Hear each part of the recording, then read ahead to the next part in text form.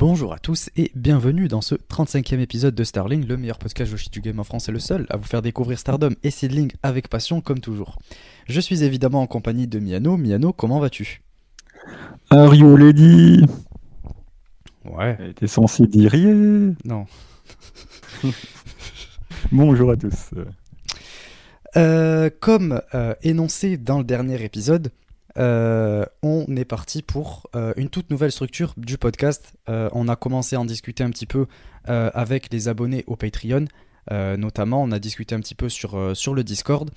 Et donc là, en fait, on va vous proposer un tout nouveau type de podcast. Bon, ça reste évidemment dans la même identité de base, mais on est parti pour non plus 2-3 rubriques, mais cette fois-ci 5. Avec dans la première évidemment la partie Stardom, comme toujours, ça ne change pas, la meilleure des parties. La deuxième, Seedling. Oui. Oui, voilà, juste oui, elle est là quoi. La troisième, la partie news Joshi. En fait, on va vous parler de un petit peu d'actualité Joshi. Ça s'appellera l'actualité Joshi.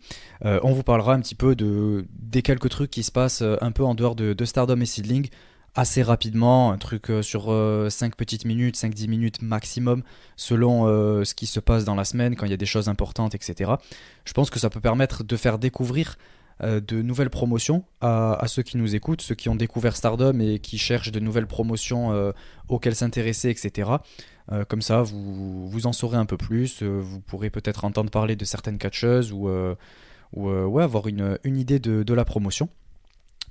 Ensuite vient la recommandation de match classique, évidemment, celle qu'on avait déjà. Ce sera en quatrième partie. Et cette fois-ci, on a essayé de mélanger un petit peu plus, d'avoir un peu plus d'interaction avec vous, notamment les abonnés au Patreon, puisque ce sont les premiers contributeurs, les premiers supporters de ce podcast. Donc on essaye d'être beaucoup plus proche d'eux. Donc on leur a proposé, on leur a donné la possibilité de nous recommander un match. Donc tous ceux qui sont abonnés au Patreon, si jamais vous êtes, de toute façon je crois que tous les abonnés sont sur le Discord, vous pouvez désormais dans le salon dédié au Patreon nous recommander un match dans la semaine. Et nous, en fait, on citera votre pseudo et on dira le match que vous avez recommandé. On en parlera assez rapidement si on l'a vu, etc. Mais ouais, ça peut permettre de faire découvrir d'autres matchs et ça fait un petit peu plus de matchs à découvrir et ça permet indirectement d'échanger avec vous, donc c'est plutôt cool. Et pour terminer, la toute dernière rubrique, c'est également une rubrique communautaire. Cette fois-ci, c'est avec tout le monde. Sur Twitter, vous pouvez nous répondre. Vous avez la possibilité de nous poser une question. Donc voilà, on poste un tweet et en dessous du tweet, vous pouvez nous poser les questions que vous souhaitez à moi ou Miano ou nous deux, que ce soit catch ou que ce soit personnel.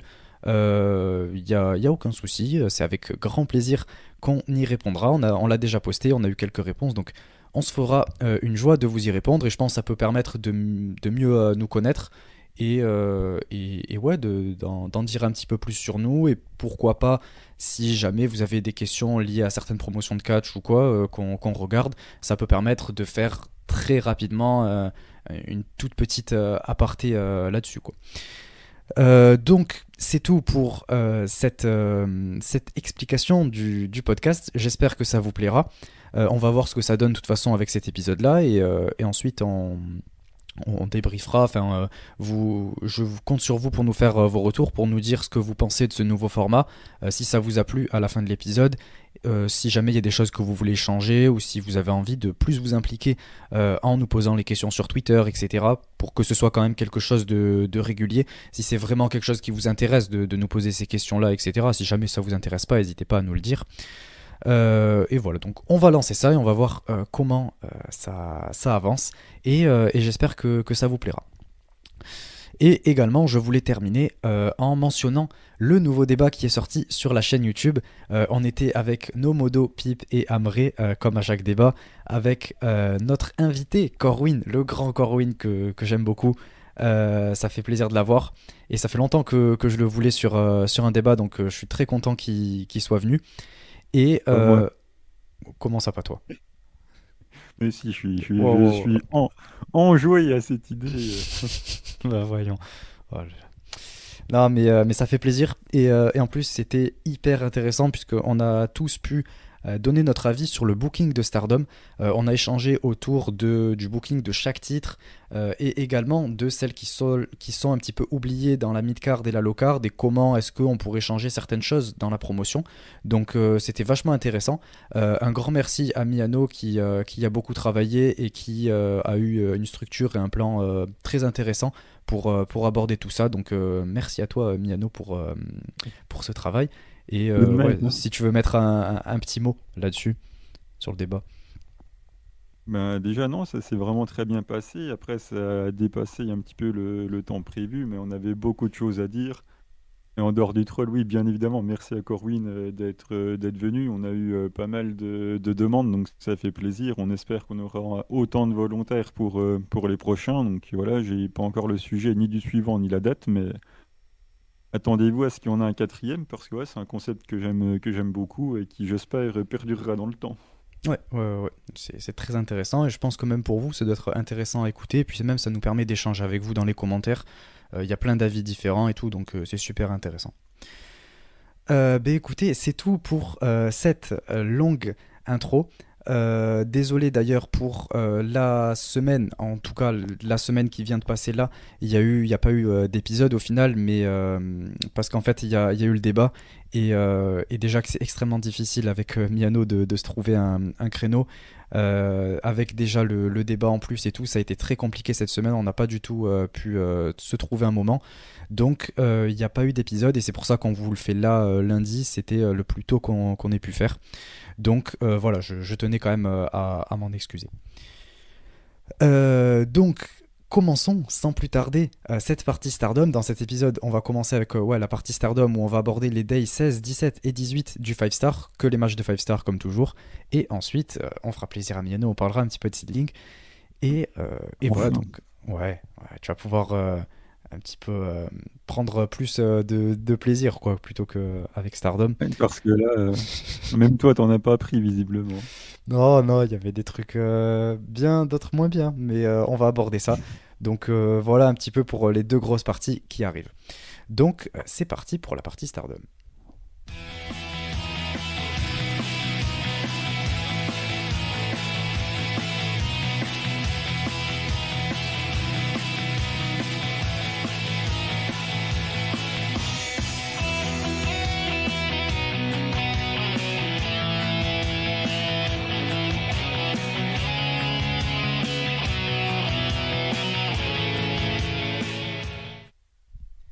Donc on commence directement avec le Day 16.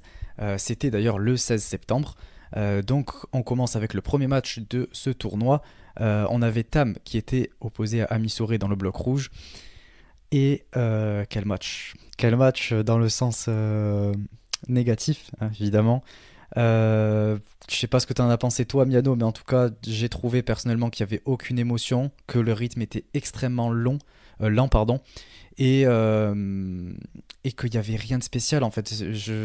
J'en retiens pas grand chose, à part juste Tam qui contre l'espèce de military press d'Amisore là en inverted DDT, un peu comme un Destino, là ça j'ai bien aimé, j'ai trouvé ça cool. Sinon, de tout le reste du match, j'ai rien trouvé, et Amisore ça s'améliore pas quoi, ça s'aggrave, c'est de pire en pire. Chaque match que je vois d'elle, j'ai envie de m'endormir, c'est pas possible, donc j'ai rien de plus à dire, c'était pauvre quoi. Et après, c'est moi qui ai aigri. Ah, mais non, je dis les choses, je dis les termes. Je dis les termes, même si évidemment vous savez ma passion pour Stardom. Mais pour Mina surtout. Oui, aussi. Bon, ça c'est avant tout, ça c'est normal. Non, mais le match, Tam qui a dit à Emi Souré, vas-y, fais tes offenses, et puis une fois qu'elle en a eu marre, au bout de 10 minutes, elle l'a plié en 1 minute 30 et puis c'était réglé. C'est Emi Souré qui a toutes les offenses pendant 10 minutes, Tam qui encaisse, et puis une fois qu'elle en a eu marre, elle s'est mise à catcher pendant 1 minute, elle lui a fait une tiger et c'était plié, quoi. C'était un match pour donner de l'offense à Emi Souré, et puis voilà, quoi. Ouais, c'est pour ça qu'on s'est ennuyé quoi. Après, moi, je m'ennuie tout le temps devant Stardom, donc c'est pas ce match qui va changer les choses. En même temps, ton aigreur, Miano. Ben oui, la légendaire aigreur. D'ailleurs, on garde le fameux truc que va faire Émissaire pour le prochain épisode ou tu veux déjà qu'on aborde ça maintenant? Je pensais l'aborder au prochain épisode. Je pense Bon, que on il va y en a garder qui n'ont ça pas vu sous le le show. coude. Ouais, ouais, on va garder ça au show et ce sera plus drôle d'aborder ça la semaine prochaine. Ah, c'est rigolo. On passe au match suivant. Là, par contre, c'était un match, comme par hasard, qui était beaucoup mieux. Toujours dans le même bloc, dans le bloc rouge, on avait Azuki contre Natsupoi. Quel match! Quel match! Là, d'un coup, ça allait beaucoup plus vite, c'était beaucoup plus intense, beaucoup plus dynamique. C'était génial. Azuki, elle a régalé. Natsupoi en high speed, évidemment, c'est bon. Et quand il y a Azuki qui s'y met également, c'est exceptionnel. Donc voilà, on a là déjà, il y a plus de rythme, ça va plus vite. Et là, ça me régale. Là, c'est ce que j'aime, c'est le catch que j'aime. Et en plus, Azuki, elle était remontée à bloc, elle était à fond. Elle a fracassé Natsupoi de coups de coude à un moment là, sans s'arrêter pendant peut-être une bonne trentaine, quarantaine de secondes. C'était incroyable, elle s'arrêtait plus.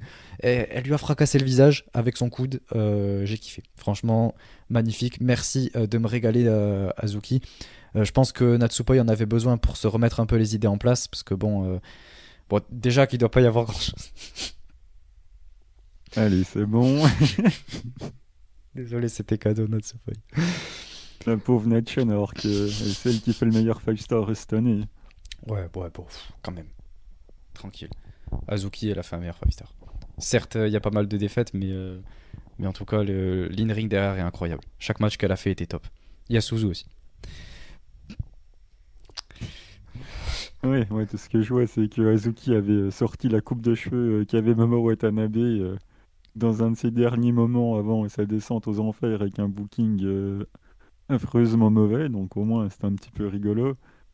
Et oui, Ouais. le match est bon, en même temps, c'est pas étonnant, vu que c'est Azuki et Natchan dans le ring, il y a un petit peu de niveau, donc ça fait plaisir. Après, voilà, comme quoi, même dans un show de gymnase, on peut quand même se bouger un petit peu, donc voilà, certaines devraient s'en inspirer. Ça fait plaisir d'avoir un match intense avec du work rate, même quand c'est pas en main event, et même quand c'est dans un gymnase. Donc ouais, c'était tout bon, avec une victoire d'Azuki au bout. Bon, j'aurais Ça, préféré Natchan, hein, forcément, mais on va s'en contenter.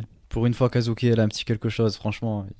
Et puis en plus, c'est justifié sa victoire. Elle était chez elle, elle était à Fukuoka. Donc évidemment qu'ils allaient pas la faire perdre. Enfin, ça aurait été très insultant. Et donc c'est normal. Et du coup, ouais, elle finit avec son brainbuster là.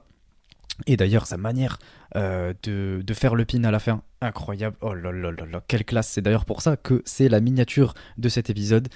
Donc merci d'ailleurs à Oh My Ghost, comme toujours, qui gère et qui est très très fort pour nous faire les miniatures. Un grand merci à toi. Mais ouais, je pense que franchement, on n'a pas eu de meilleure miniature jusqu'à présent.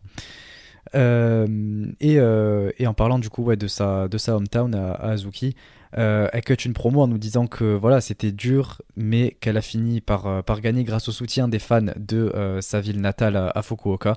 Donc la prochaine fois qu'elle viendra ici, ce sera en tant que gagnante du 5 star. Donc on Ouais, espère ouais, que ouais. ça arrivera, évidemment quand même, Azuki. Donc ouais, c'est tout ce que je demande, moi. Ouais, t'as oublié quelque chose dans la promo, hein. Euh, J'ai oublié quoi, dis-moi. Et qu'elle essaye de mettre over Maika en disant qu'elle est de Fukuoka Ouais, aussi, hein. oui, ça. Non, c'était Maika? Mais oui. Ah, je croyais que c'était Azumi. Ouais, parce qu'elle avait dit un truc. Ouais, donc soutenez Maika, mais ça, oui. En fait, je l'ai enlevé volontairement parce que je me suis dit, Hmm. bon, c'est pas super important, quoi. Une mémoire sélective. Oui, totalement. Je vois ça. Et du coup, en parlant de Maika, on passe au match d'après, le main event de ce show. Dans le bloc bleu, Maika qui affrontait Azumi. Et honnêtement, en vrai, c'était pas mal.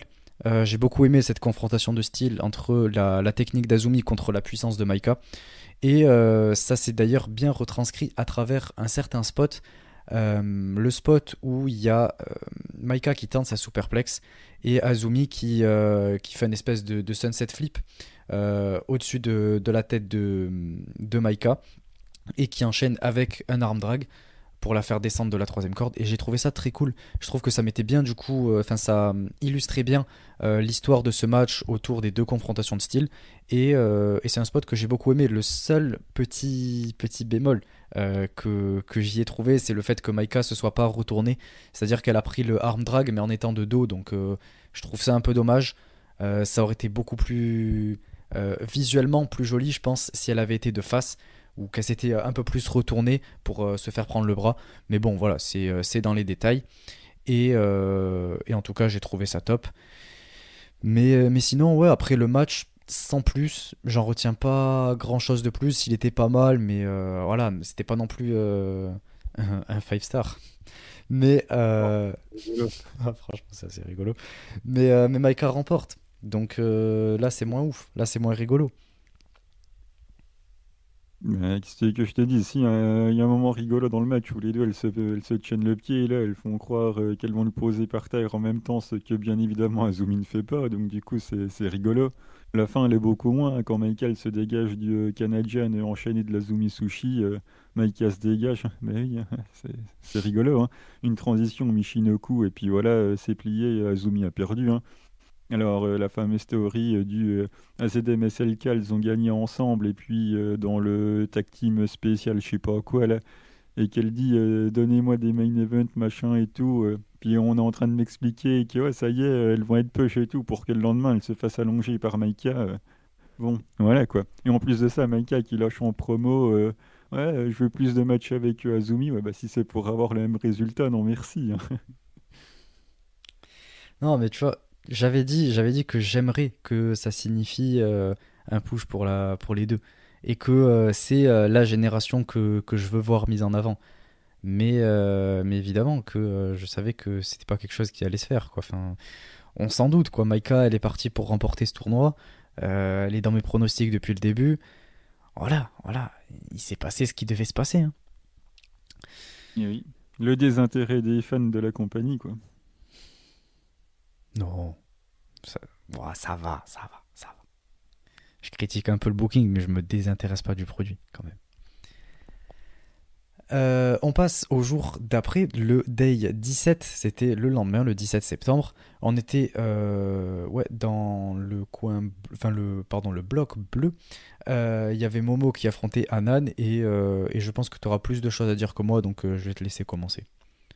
Bon, finalement, même pas tant que ça, hein. C'est du classique Hill contre Face avec Hanan en classique underdog là, qui encaisse les tricheries et ce genre de choses là. Enfin voilà, elle prend du. Même pas des tricheries, juste les envoie dans les chaises classiques, un peu de heel work. Voilà, Momo qui nous montre sa supériorité pendant qu'on a le retour classique du babyface. Voilà, c'est absolument pas du classique, hein. Il y a Hanan qui arrive un petit moment à dérouler un petit peu. Après, voilà, pour rien de spécial. Il y a Anan qui relop après s'être pris un B-Driver. C'était plutôt pas mal. Et puis voilà, après, il y a Momo qui a gagné avec ce que j'ai toujours appelé le B-Driver inversé parce que je connaissais pas le nom de la prise, mais visiblement, c'est le Ito Denashi Driver. Voilà, donc bon, bah, victoire de Momo, hein, on va pas cracher dessus, hein, ça arrive pas souvent, donc je prends. Mais oui, c'était un match. Tous les matchs de Anan dans les 5 stars, c'est les mêmes, hein, c'est la top babyface qui déguste et puis qui essaye de s'en sortir, mais qui ne s'en sort pas, quoi. Ouais, bah, j'ai envie de dire, tous les matchs de Momo aussi dans le 5 star, c'est les mêmes. Je suis désolé, mais la seule chose qui a changé là, c'était qu'elle a pas attaqué direct. Et j'ai pas compris pourquoi d'ailleurs. Mais sinon, ouais, c'est totalement classique, les mêmes trucs. Et c'est pas ouf, quoi. Donc le match, voilà, j'ai pas grand chose à dire, quoi. On a du classique Anan, du classique Momo, donc un match classique, sans plus, avec rien de spécial, quoi. Mais Bon, on va passer. On va continuer sur la même lancée. Mirai contre Mariamé. Bon, c'est pareil, il y avait rien. Le seul truc de bien dans ce match, c'était le selling de Mariamé. Sinon, tout le reste était ennuyant. Je me suis ennuyé du début à la fin. Euh, ouais, j'ai rien à ajouter. Mirai qui remporte. Après un match extrêmement ennuyant, ouais, mais rien à ajouter. Ouais, elle remporte, c'est normal, c'est logique. Et en fait, il y avait rien, c'était vide de tout le match, quoi. du coup, tu vas pas trop regretter Mariamé une fois qu'elle sera partie comme ça. Non, mais là, c'est Mirai qui a rendu ça inintéressant. Comme j'ai dit, le selling de. En fait, c'est Mirai qui a dominé quasiment tout le match. Donc, Mariamé, elle pouvait rendre ça intéressant que en le vendant. Et c'est ce qu'elle a fait. Mais bon, Mariamé, évidemment que je vais pleurer son départ, hein. Mm. Ouais, bah, pas moi. Enfin bon, victoire de Mirai, c'est normal, hein, c'est la moindre des choses, c'est la championne Wonder, elle a déjà assez perdu, donc ils ont fait gagner Mirai, et heureusement, j'ai envie de dire. Ouais, c'est assez logique. Le match suivant dans le bloc rouge, Suzuki contre Amisure. Euh, ouais, ok. Euh, déjà, ouais, sur le papier, ça fait pas rêver. Peut-être même que j'aurais échangé les deux. Le match d'avant, je l'aurais plus mis en main event, tu vois, honnêtement. Parce que Mirai est quand même championne Wonder, tu vois, alors que en face, Suzu, Amisure, bon, elles ont aucun titre, quoi. Donc, Ben, Suzu, voilà, hein. Dire, on va en bouffer pendant je sais pas combien de temps, donc prépare-toi, hein. bon, ça me dérange pas. Avec grand plaisir. Mais le match, ouais, Ami, elle prend l'ascendant direct sur Suzu. Et de tout le match, heureusement qu'il y a Suzu dedans, quoi, en fait. Parce que si elle s'était pas donnée, qu'elle y était allée un peu tranquille, on se serait ennuyé du début à la fin. Donc, elle a réussi à rendre le match ok, au lieu d'un match extrêmement ennuyant. Donc, ouais, heureusement qu'elle était là, elle a pu faire mon intérêt dans le match, quoi. D'ailleurs, elle tape une espèce de German superplex là. J'ai beaucoup aimé, franchement, pas mal le spot, c'était pas mal. Et après, Ami qui, sur la fin du match, qui commence à nous faire du no-sell. Donc, déjà que Ami Souré, c'est pas possible. Si en plus elle se met à faire du no-sell, bon là, c'est la fin. Là, moi je vais arrêter le produit, c'est pas possible. Elle Il fait tout serait ce que je. temps, hein. Mais non, mais elle fait tout ce que je déteste, je la déteste. Et on met Ah, ça en main event. tu détestes le no-sell, c'est bizarre. Quand c'est Suzu, ça te dérange Non, mais pas. non, mais Suzu, elle a le droit. Ah bon? C'est l'exception qui confirme la règle, on va dire. Ben, voyons. Mais bon, heureusement, Suzu, elle plie ça avec son tequila shot. Voilà, on n'en parle plus. Ciao, merci, au revoir. Et elle remporte, donc 2 points de plus pour Suzu, logique. Et ça fait plaisir. Bon, le tequila shot qui a été teasé au début du match et puis qui est dans la finalité, voilà, c'est assez logique, hein. C'était pas dingue dingue, mais bon, Suzu a gagné, fallait s'y attendre. Et puis il nous quitte une promo pour raconter encore qu'il veut devenir le visage du pro wrestling. C'est dingue comment on peut autant aimer quelqu'un avant et finir par en être lassé quand elle change d'atmosphère. Donc De c'est assez promotion, surtout. ennuyeux. C'est juste parce qu'elle est venue chez Oui, Stardom. mais non, mais il y en a que. Bah, regarde, Imeka, elle est bienvenue chez Stardom et je l'aime bien. Mais tu la connaissais pas Mais avant, bon, si? championne tag seedling. Ah ouais? Ah, Eh oui. Mais, euh, ah, c'est pour mais bon, ça. qu'est-ce que tu veux que je te dise? Moi, elle va devenir le visage du pro wrestling et t'as l'air d'être content. Ça veut dire que du coup, bah, Azuki, elle le sera pas. Ouais, bah ça, évidemment, je pense qu'elle le sera malheureusement pas. Enfin, de toute façon, on va voir. Elles vont s'affronter là le 23. On va en discuter au prochain épisode, mais on verra ce que ça donne. Mais si Azuki perd, c'est fini pour elle le 5 star. Donc j'attends avec impatience ce match. Mais ça me fait très peur. Oui. Ayons peur. Bon, on passe au dernier show de cet épisode pour la partie Stardom. Et en plus, il n'y a que 2 petits matchs. Donc, Ouais, mais je fais une petite aparté. vas-y. C'est Aya Maguchi, donc c'est Shimayu. Et du coup, j'ai quand même regardé vite fait ce qui s'était passé dans son match. Et elle était avec Kazuki. Et elle a fait. Non, oui, avec Kazuki, elle a fait un draw contre Utami à ZM. Donc, du coup, on n'a même pas eu le droit à un Yamaguchi Konbawa, quoi. Le seul endroit du Japon où elle se serait pas trompée dans le nom. On lui a même pas donné l'opportunité de le faire, quoi. Donc, j'étais un peu déçu quand même. Bref. Puis de toute façon, je sais même pas si elle aurait pu le faire. À la limite en main event, mais là, si elle est même pas en main event, je sais pas si elle aurait pu. Peut-être, ouais, si. Ah, à la Faire maison, quand même. un petit quelque chose. Comme pour Oui, Azuki complètement. avec Fukuoka. Voilà. Du coup, ouais, pour ces matchs de 5 stars, le premier qu'on avait, c'était dans le bloc rouge Natsupoi contre Amisure. Donc, on continue avec le classique Amisure. Voilà, hein. Est-ce que j'ai besoin de continuer de lui mettre des balles et lui rentrer dedans? Non, je pense pas. Il n'y a rien qui se passe dans le match. Elle est extrêmement lente. Elle fait rien du match. Natsupoi fait totalement tout. Heureusement qu'elle se donne. En fait, c'était un peu comme avec Suzu. En fait, heureusement qu'il y avait Natsupoi qui s'est donné un petit peu parce que sinon le match aurait été atroce. Amisure, en fait, de tout le match, elle a fait que des standing suplex et des brainbusters. C'est son moveset, voilà. Suplex, brainbuster et c'est fini quoi. Genre, et derrière, il n'y a aucune émotion, c'est vide, tout le monde s'en fout, il n'y a pas de charisme, ça fait plaisir quoi. Mais pourtant, elle gagne en fait. Donc, moi je sais plus quoi dire. Voilà. Plus le match est mauvais quand il y a Missouri dedans, plus il y a de chances qu'elle remporte. Donc, moi je dis allons-y, quoi. Voilà, Ami Souré en finale, let's go, hein. Moi, de ce que je vois, c'est que Poi est over comme jamais. Il y a tout le public qui cheer pour elle et ça ne m'étonne pas. Je pense que c'est depuis qu'elle a la coupe de cheveux de la légende. Elle a gagné un petit peu de charisme et de classe. Donc, je suis bien content de voir le public cheer pour Natchan. Après, bon, bah, Amy a gagné. Il faut quand même bien qu'elle gagne de temps en temps, hein. Sinon, il fallait mettre Saki Kashima dans le 5 star. Mais bon, visiblement, ça n'a pas été le cas. Donc, bah, on prend Amy Sourei, c'est comme ça, hein. De temps en Donc, temps, elle en a eu pas mal des voilà, victoires quand même. elle a eu sa petite victoire. Et Puis puis voilà, voilà, quoi. quoi. Natchan a perdu, c'est dommage, hein, puisque pour moi, c'est elle qui propose le meilleur catch dans le 5 star cette année. Donc, un petit peu déçu. Mais bon, faut bien faire gagner tout le monde, comme dirait l'autre. Et c'est comme à la fin des tournois de gamins, quoi. À la fin, tout le monde a son Ben et puis son jus d'orange. Et ben là, c'était au tour de Missouri, quoi. Comme au foot. Ouais, c'est ça. Panier repas à midi, hop, le petit jus de fruits, le petit Ben à la fin, et puis ouais, tout le monde a gagné, quoi. Oh là là, les souvenirs. Mais oui. Eh oui, hein. Bon, on va attaquer la grosse partie, le gros morceau. Ouais. Quand même, quand même. C'est pas Oui, négligeable. oui, oui, oui. J'espère que t'es prêt. Oui, vas-y, vas-y, vas-y. Donc, dans le bloc bleu, Mina Shirakawa contre Momo Watanabe. Bon, quel match. Quel match. En vrai, peut-être pas dans l'in-ring. Je vais être franc. L'in-ring, ça n'a pas été le meilleur match de Mina que j'ai vu de ma vie. En même temps, alors Miano, prépare-toi. Momo en est en grande partie responsable.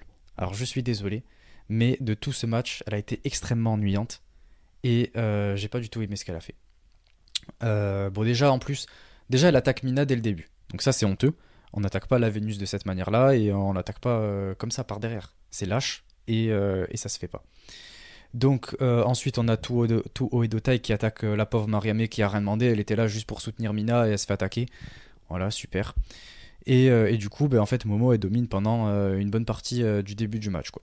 Mais heureusement, Mina elle est là pour reprendre le dessus, elle travaille la jambe, elle s'acharne et elle commence à travailler la jambe. Et évidemment, c'est intéressant puisque ben, c'est justifié derrière, puisqu'au Momo on sait qu'elle met beaucoup de kicks et tout, donc ça lui permet de, de faire en sorte que Momo ne lui mette pas ses kicks et que elle puisse ouais, se déplacer moins facilement. Donc évidemment, Mina est très astucieuse. Mais Momo elle revient derrière et voilà, elle reprend le dessus, on est reparti pour s'ennuyer, etc. Et la pauvre Mina qui se blesse. D'ailleurs, j'ai pas tout à fait vu d'où est-ce que ça venait, de quel coup. Le Euh, poteau, je crois. Elle prend le poteau dans la gueule quand la Momo elle la pauvre, projette dans le coin, il me semble que c'est ça. la pauvre. J'avais mal au crâne pour elle. Enfin bon, elle a qu'à mettre ses mains devant, hein. Elle était couverte de sang. C'est pas normal. C'est quand même censé être la Vénus, la powerbomb de notre cœur à tous. Avec du sang comme ça, c'est pas possible. Ça fait mal au cœur. Donc ça a été dur de regarder. Mais elle a réussi à surmonter tout ça avec son fighting spirit, évidemment, parce que c'est Mina quand même, et on sait le grand cœur qu'elle a, comme l'a soulevé Julia. Euh, et après, voilà, on enchaîne avec un ref bump. Momo qui frappe Mina avec sa batte, voilà, du classique Momo. Classique Momo heal. Pff, voilà, c'est ennuyant. Mais qu'est-ce qui se passe juste après? Qu'est-ce qui se passe? On a le retour de la boîte. La boîte, ça m'a fait trop plaisir. Un coup de boîte, et en plus Mina elle esquive, et c'est Momo qui le prend. Donc Roaka met un énorme coup de boîte à Momo, ça m'a régalé. Et du coup, ça permet à Mina d'enchaîner et de placer son Glamorous Collection Mina, déjà quel nom de prise exceptionnel. Et elle remporte avec ça. C'est tout à fait logique. Et ça permet en fait de continuer l'histoire qu'elles ont, puisque Mina et Momo, dans les 5 stars, c'est déjà une histoire de 2 années déjà. Je crois elle l'a battu en 2021 et 2022. Non, 2022 et 2023, pardon, du coup. Elle avait gagné l'année dernière et c'était une grande avancée dans sa carrière puisque ben, C'était quand même un gros match qu'elle avait eu au tout début, au mois d'avril, il me semble, 2021, contre Momo. Elle avait perdu et elle a réussi à la battre l'année d'après au 5 Star en 2022. Donc avec ce move d'ailleurs, donc ça avait été une grande avancée dans sa carrière. Et là, du coup, elle la rebat et en plus de la même manière. Donc c'est très bien pour l'histoire. Et en plus de ça, ça permet de protéger Momo. Donc j'y vois aucun inconvénient. Elle remporte avec un pinfall, quoi. C'est comme si elle s'était faite spapapapan. Donc franchement, moi j'y vois aucun problème. Je trouve ça même cool. Et je suis content pour Mina. Donc voilà, la pauvre Mina pleine de sang, mais qui malgré tout remporte. Donc génial. Franchement, c'est top. Oui, c'est génial, hein. Son travail des jambes est toujours aussi peu intéressant. Elle a beau travailler les jambes, ça casse pas trois pattes à un canard. En plus de ça, il se passe 2 heures entre les moves là dans le match. Il travaille les jambes, mais entre les moves, il se passe 2 heures où elle travaille les jambes. Putain, c'est chiant à mourir. En plus de ça, on a encore le booking de Chias Momo depuis 2 ans là avec ce heel work là. Putain, mais faites-en quelque chose là, c'est pas possible. La fin de match, c'est pas trop mal, puisqu'il y a Momo qui se met à faire un peu de work rate là, avec le B-driver inversé, la Tequila Sunrise, elle sort un petit peu de move, un petit peu de kick qui est pas trop mal. La Pitch Thunder qui passe pas, c'est dommage. Puis Ruaka, comme d'hab, hein, de toute façon, ça fait depuis qu'elle a sa boîte que je dis qu'elle sait pas s'en servir. Visiblement, elle n'a pas appris à s'en servir, hein. Tu disais qu'il fallait qu'elle se parle avec la boîte, et visiblement, C'est vrai que j'ai dit ça. ça a rien donné, hein, parce que là, enfin, c'est pas possible de ne pas savoir se servir d'une boîte, quoi. J'en sais rien. Assis-toi dessus, serre-toi en siège, j'en sais rien, mais arrête de t'en servir, quoi. Non, mais c'est pour la Ruaka bouffe. avec la boîte, mais arrête-toi, quoi. Oui, arrête-toi, je sais pas, mets les boulettes de riz de Momo dedans, et puis c'est tout, quoi. Mais arrête de t'en servir, quoi. Là, c'est pas possible. Là, on a la future challengeuse à la Wonder là qui perd sur un roll-up tout ça parce que Royal sait pas se servir d'une boîte quoi. Non, mais, Non, mais je pense que c'était prévu, hein. Elle a voulu que moi Mina je gagne. pense que moi je pense que je vais y aller, je vais lui prendre la boîte à Oh, wow, wow, Royal. wow, wow. Non, non, non, touche pas la boîte, hein. Personne ne touche la boîte. Autant dire que le coup de boîte sur Mina, je l'aurais pas Oh loupé, non, hein. non, non, non. Je l'aurais pris, je t'aurais frappé avec, hein. On frappe pas J'aurais fait Mina le comme ça. safe, j'aurais fait le save en plongeant. Ouais. Je l'aurais pris à sa place, moi, attends. Enfin bon, voilà, hein, donc bon, c'est voilà, hein. Puis Mina qu'on fait des tonnes comme d'habitude, hein, il Ah, quand suffit même. d'aller voir sur les réseaux, bah oui, hein, quand elle doit mettre un bandage, alors que bon, tu prends un mouchoir avec de l'eau, c'est bon, elle saigne plus, mais il faut qu'elle s'entoure de strap ou de je sais pas quoi jusqu'au menton, là, ouais, c'est bon, quoi. À un moment donné, ça va, quoi. Non, non, Entre elle ça souffre. et le fait qu'elle essaye de vendre une sorte de yo-yo en faisant des caisses, c'est bon. Enfin, à un moment donné. Comment ça? Mais bon, c'est du Mina Quel dans yo-yo, le là? texte, hein, oui, tu sais, enfin, c'est pas un yo-yo, une sorte de porte-clés ou de je sais pas quoi, J'ai là, pas qu'elle vu. essaye de nous vendre sur Twitter, là. Mais C'est d'ailleurs, même moi c'est. qui Non, la, c'est incroyable. même moi qui la follow pas sur Twitter, j'arrive à tomber là-dessus, mais toi, où c'est le premier truc qui doit apparaître, t'as pas vu, quoi. Non, non, j'ai été très peu sur les réseaux sociaux, donc j'ai pas Mm. beaucoup vu, mais non, en vrai, sa manière de vendre les trucs, en plus, c'est drôle, c'est toujours drôle, Oh, et ça c'est donne envie rigolo. d'acheter. Ah Franchement. bah, vas-y, achète, hein. D'ailleurs, elle Et a mis en ensuite, vente ses petits ses dessins qu'elle fait là du 5 star de chaque catcheuse. Elle en a fait des pins et elle les a mis à vendre. Franchement, achetez-en un parce que c'est pas mal. je te fais le même gratuitement, hein. Non, non, Voire mieux. t'as pas la même finesse de. Voyons. Et puis ensuite, on a la promo de Mina, là, qui se prend pour Oh, Mayu, oh, hein, oh, qui alors lâche attends, attends, un... attends, Ouais. attends, attends. Ah ouais, c'est Ça, bon, je quoi. m'en occupe, ça, je m'en occupe. Elle nous Allez, dit, vas-y. je suis l'icône de Stardom, Mina Shirakawa. Donc, Même toi, ça te fait rire, je t'entends rigoler derrière, quoi. non, me fais pas rire aussi. Mais l'icône, c'est la nouvelle icône. Mayu, tu peux prendre ta retraite. Tu as ta successeur, bref, t'as celle qui va te succéder. C'est génial, c'est trop bien. Mina, l'icône de Stardom, moi je dis allons-y. À quand la double championne Mina, deux, trois fois championne Red Belt, franchement, moi je dis allons-y. Et en plus même, elle t'a même envoyé un petit message. Elle t'a dit c'est pas grave. Elle dit c'est pas grave si vous me huez, tu vois. Elle s'en fiche. Donc tu vois en fait ton opinion négative sur elle, elle s'en fiche. Euh, Elle nous dit ah je suis dans un sale état, mais il me reste encore deux matchs dans ce tournoi. Mais la dernière à rester debout, c'est évidemment Mina Shirakawa. J'ai saigné un peu, mais c'est pas grave. Je suis une catcheuse après tout. Voilà, elle prend son, son métier à cœur. Elle prend ses Elle est obligée de le responsabilités. préciser. Je suis une catcheuse après tout. Tu sais, tellement tout le monde en doute qu'elle est obligée de le préciser, quoi. Mais c'est pas grave, vous savez, je suis quand même une catcheuse. Oui, Mais merci, non, c'est que ça lui ça tient fait à trois cœur. ans que tu viens nous emmerder sur le ring, on a Comment ça? compris, Non, au hein. contraire. Elle vient illuminer nos journées en la voyant catcher. Et elle dit: J'espère avoir montré du renouveau à tout le monde ici au Ishin Hall. C'est un jeu de mots avec Ishin là, parce qu'apparemment Ishin voudrait dire Restoration, et on sait que c'est sa catchphrase là, le Mina Restoration. Donc voilà, elle nous dit qu'elle voulait avoir un beau look, jolie et mignonne, mais elle finit comme ça. Mais c'est pas grave, c'est pas grave, c'est quand même la Vénus, elle reste magnifique, elle reste incroyable. Et même avec du sein, en fait, ça lui donne encore plus de classe, donc c'est top. Mais elle pense, en tout cas, elle nous dit: Je crois que si tu continues de te battre et persévérer dans la vie, quelque chose de bien finira par arriver. Et ça, je partage cette opinion à 300%. Pas juste parce que c'est Mina, mais même en dehors du kayfabe. Donc c'est pour ça aussi que je l'apprécie tant, parce que ben, il y a beaucoup de choses avec lesquelles je suis d'accord avec elle. Et elle finit en nous disant qu'elle a encore deux matchs, qu'elle va écraser Maika et Saori pour rejoindre le top de ce tournoi. Et à partir de maintenant, elle fera de son mieux pour nous donner, continuer de nous donner de gros combats. Donc, génial, Mina, quelle promo. Merci de nous avoir régalé pour cette fin de show. Ouais. Tu veux rajouter quelque chose ou tu veux passer à la partie suivante? On va passer à la partie suivante qui sera un peu plus joyeuse que ça, hein. Ouais, j'en doute, mais bon. C'est parti pour la partie seedling. Et oui,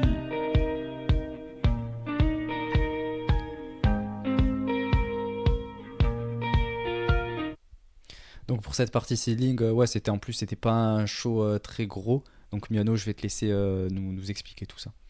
non, c'était pas un gros show, c'était au Shinkiba du coup, donc la formule classique du 4 matchs au Shinkiba. C'était le 15 septembre du coup. Et ça commence avec non pas les contractés habituels qui viennent faire l'annonce, mais il y avait Ayame Sasamura qui est venu, donc déjà ça régale, voilà, un petit bonjour tout le monde avec Riko Kaiju et la patronne, donc voilà.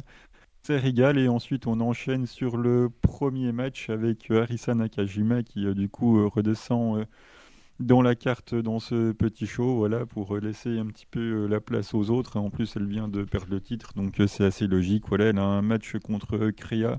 Elle s'était pas encore affrontée, donc voilà, on a un vrai match de catch technique. Voilà, il y a des strikes, il y a des kicks, il y a du work rate, hein, il y a des soumissions, du moveset. Donc voilà, c'était un match de catch, un peu de démonstration de technique. Voilà, c'était exactement ce que j'avais prévu. Ça n'avait pas pour objectif d'aller chercher plus loin. Kriya s'est très bien débrouillé, elle a même bien résister au vu du niveau qu'a Risa Nakajima. Donc voilà, c'était un opener de catch somme toute plaisant et qui a fait ce qu'il devait faire, quoi. Donc victoire d'Arisa Nakajima, c'est logique. Et, voilà, un petit match pour démarrer bien technique et bien sympathique. Ouais, bon, t'en fais un peu des caisses quand même.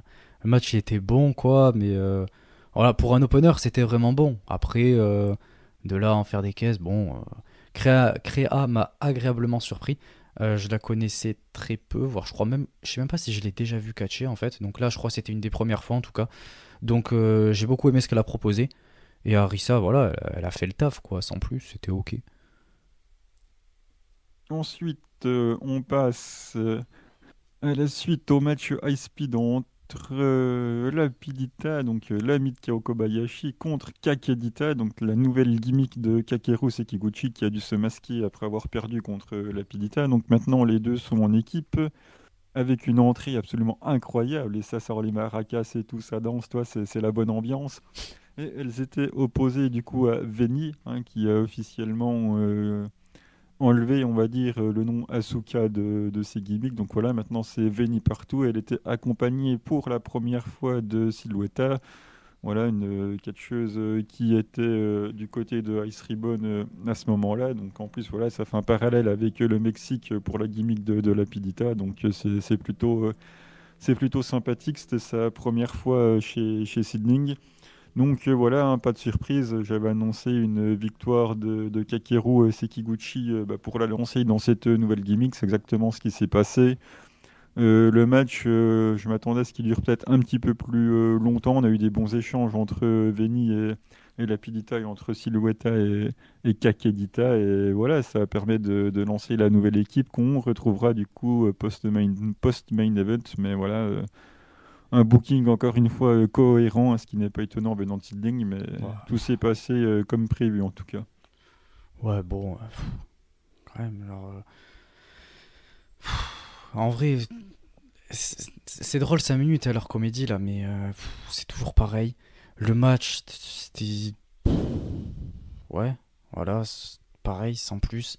Vraiment, je me suis ennuyé pour parler gentiment. Euh, les, les deux là, Rapidita et Kakedita qui remportent, ok, c'est cool, enfin, ça fait plaisir puisque ben, on les lance comme ça. Elles sont en train d'être bookées de cette manière-là, donc c'est logique qu'elles gagnent. Mais sinon, ouais, le match, pareil, quoi. Leur comédie, en fait, c'est toujours pareil. Et même, genre, j'arrive pas à accrocher, à trouver ça vraiment super drôle. C'était drôle au début et tout, mais à force, voilà, je m'en lasse et c'est trop pareil. Donc, voilà, Ouais, j'en retiens pas grand-chose. c'était sa première en Kakedita. Oui, oui, mais bon, c'est exactement pareil que Rapidita, quoi. Elle fait la même Bah, chose. c'est normal, elle prend sa gimmick. Oui, oui, mais là, en fait, on est dans un truc où ça va pas bouger, quoi. Genre, c'est juste la même qu'elle, quoi. Genre, le même type de match, du coup, c'est juste que ça va être en équipe, quoi. Donc, ouais, super. Genre, il n'y a Et pas de non, renouveau.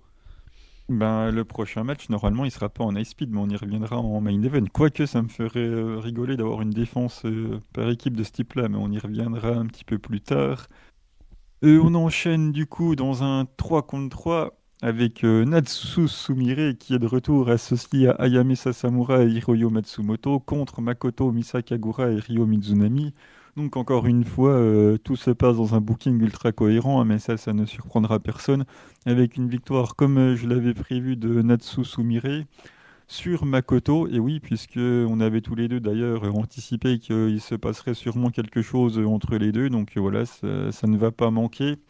Le match, tout le monde a ses spots. Voilà, le match, je l'ai trouvé bien fun. J'ai même préféré, je pense, ce match-là au main event. Donc voilà, il y a en gros Natsu qui est dans son équipe, sauf que du coup, au vu de son attitude sur le ring, il n'y a absolument personne qui veut bosser avec elle. Il y a des petits moments marrants quand Ayame Sasamura elle doit faire le tag, elle n'a pas envie, mais vu qu'elle n'a pas trop le choix, du coup, elle fait le tag, mais du bout des doigts, ou sinon elle va s'essuyer.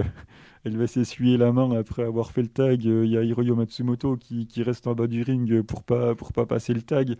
Donc voilà, du coup, personne ne veut faire équipe avec Natsu au vu de son attitude. Donc voilà, c'est assez rigolo. Et puis il y a tout le monde qui a ses spots dans le match. Je trouvais Misa Kagura bien à son avantage dans le match. Donc je suis content vu que je l'aime bien. Donc voilà, ça s'est passé comme prévu avec une victoire de Natsu qui me semble obligatoire sur Makoto. Et on reviendra sur le post-match du coup après, une fois que tu auras donné ton avis là-dessus. Je vais paraître très aigri, hein, mais en fait, de tout le show, il y a rien que j'ai trouvé intéressant. C'est pour ça, en fait, que j'accroche si peu, en fait, à Seedling, c'est que chaque show, j'en, je- j'en ressors pas spécialement diverti ou je trouve ça ennuyant. C'est clairement pas fait pour moi. Et là, voilà, je vais continuer à être un peu négatif, mais ouais, c'était beaucoup trop long. Il s'est rien passé. Natsu Non, tu qui peux fait pas ses dire trucs qu'il se fun, passe mais rien. ah si, je suis désolé, hein. J'ai failli m'endormir devant.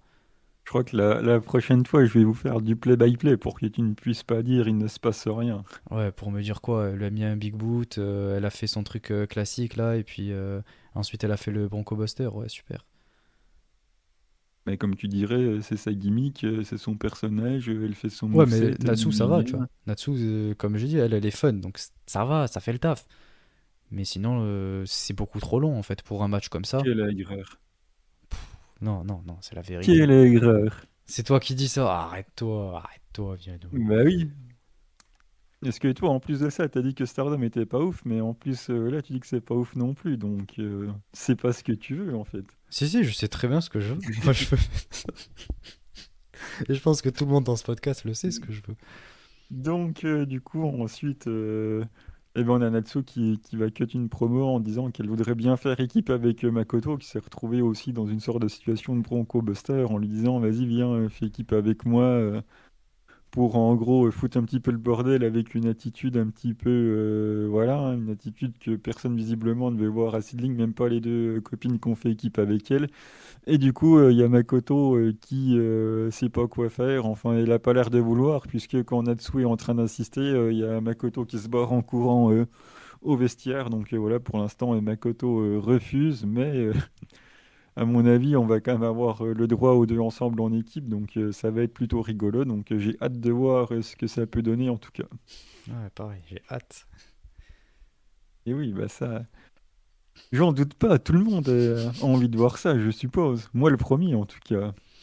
Et ensuite, main evento avec Sari, la nouvelle championne, dans un match simple contre Riko Kaiju, un match qui n'est pas pour le titre, mais qui voilà, permet de donner un premier match à Riko Kaiju. Et là, Sari, elle démonte Riko Kaiju, mais elle l'a vraiment démonté. Elle a tapé extrêmement fort. Le match a duré moins d'un quart d'heure.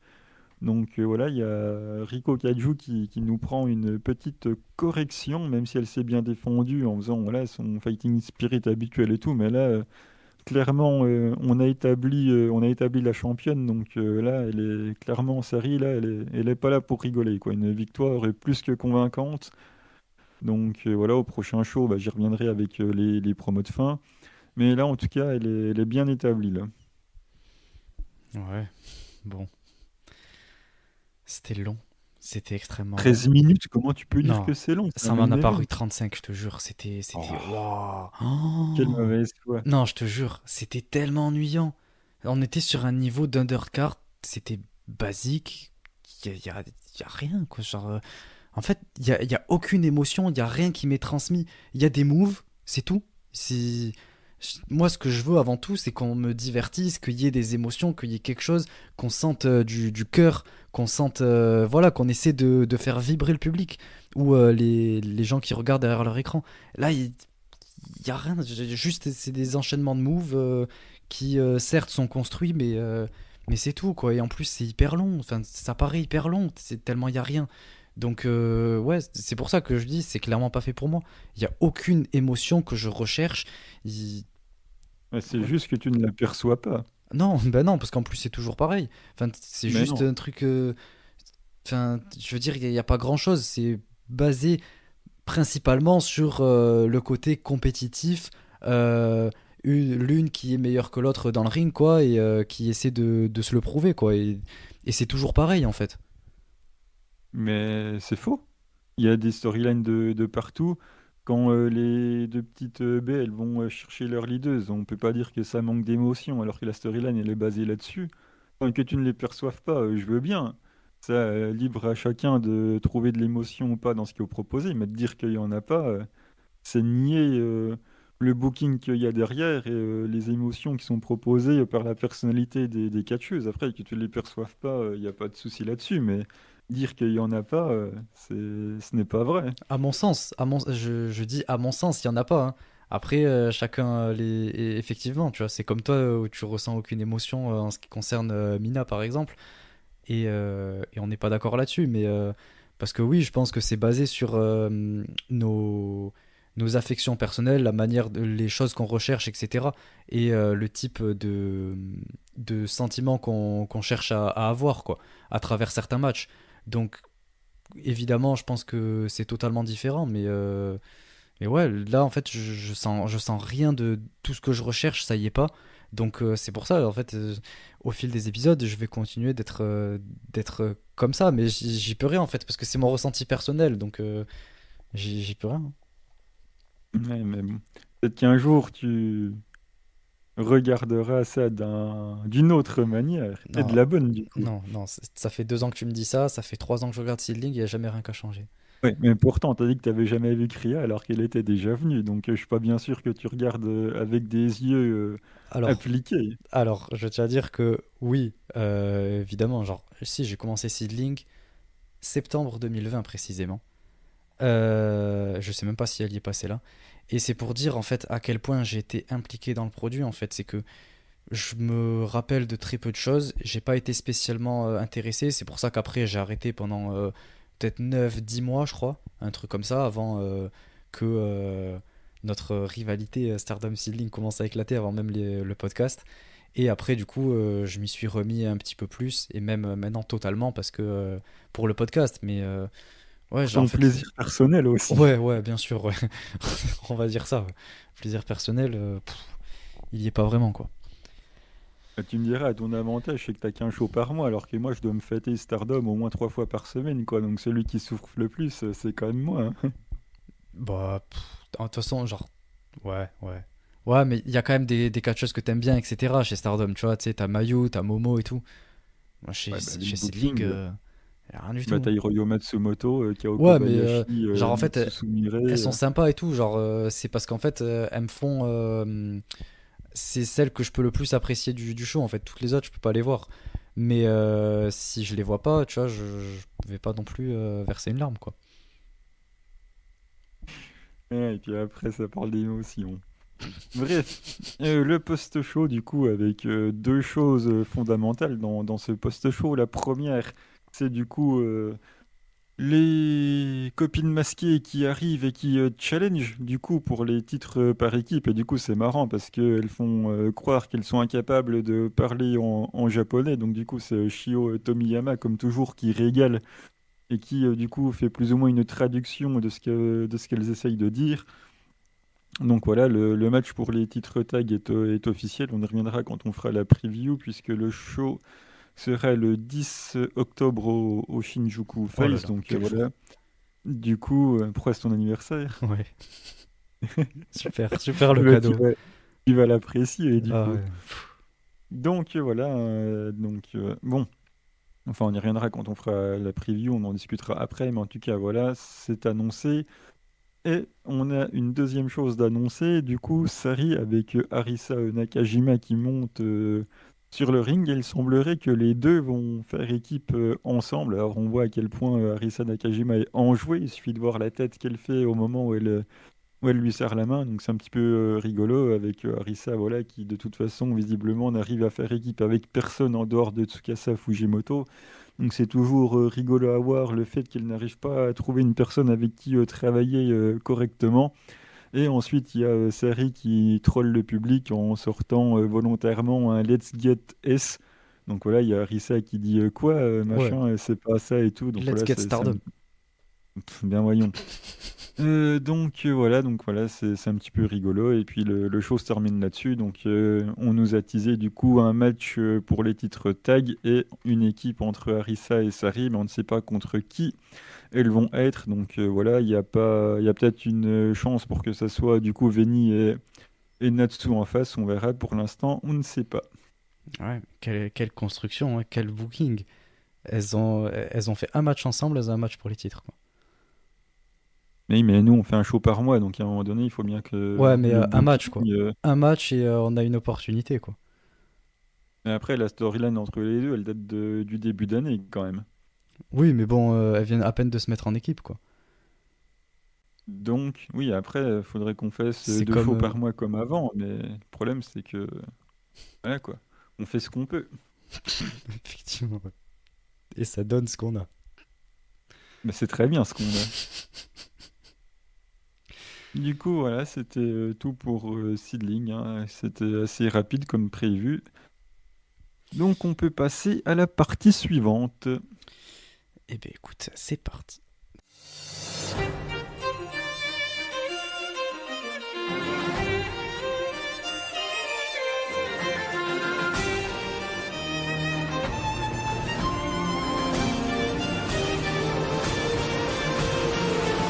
La rubrique Actu Joshi, donc c'est la première fois qu'on va lancer ça.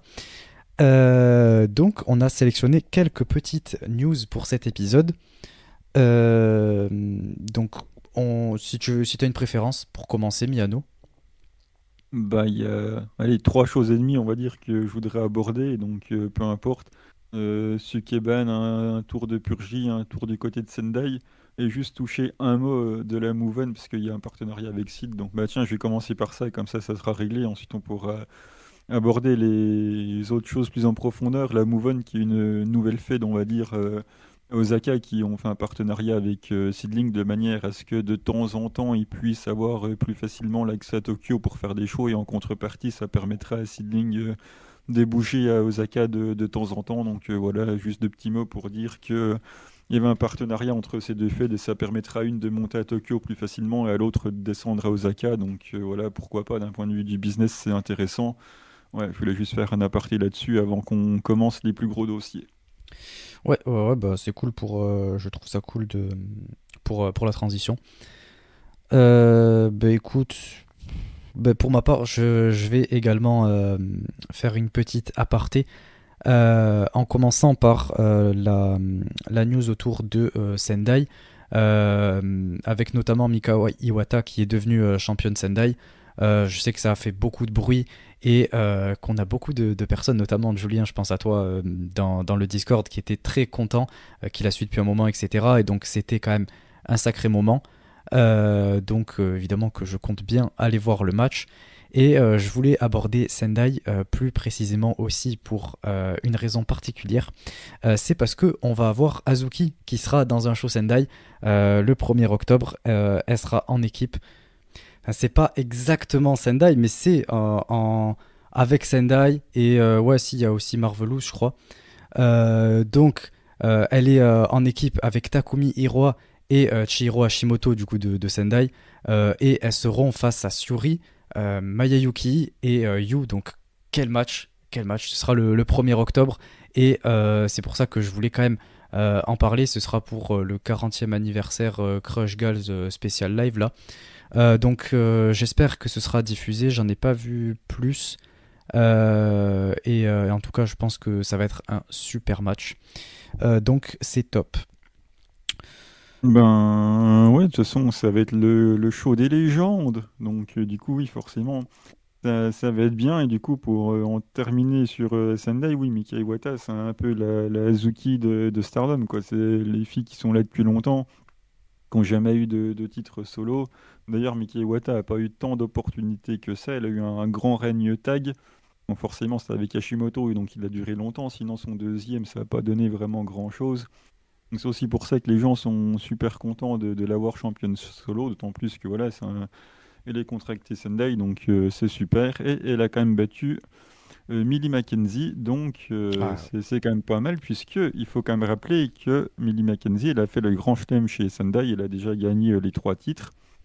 Donc voilà, hein, il a sa carrière complète en termes de titres chez Sendai. Donc du coup, voilà, Mika Iwata qui la bat. Donc bah, moi, je suis content, je l'aime bien. En plus, elle met des bons kicks. Donc je suis plutôt content de cette nouvelle. ouais, et puis en plus, oui, évidemment, Millie Mackenzie, je l'ai pas mentionné, mais c'est une catcheuse que j'aime beaucoup, que je suis depuis longtemps. Et elle est même venue en France, en plus, elle est venue à la PC, donc j'ai pu la rencontrer, donc c'est top.